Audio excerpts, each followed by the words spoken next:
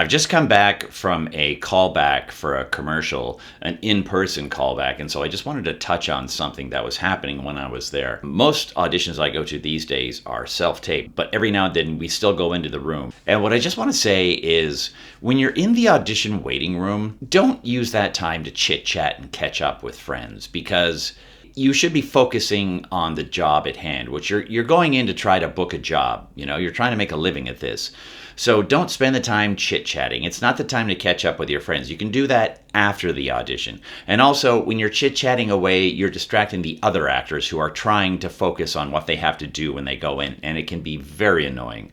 I find it very annoying. There were people talking beside me, and then there was somebody on their phone making a bunch of noise, and I'm trying to focus on my lines. I mean, sure, it's a TV commercial, so I had 3 lines, but still, you want to be able to focus.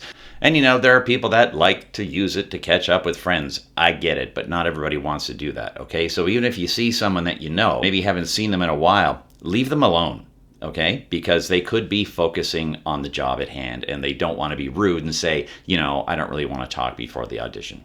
Okay, get out there, break a leg.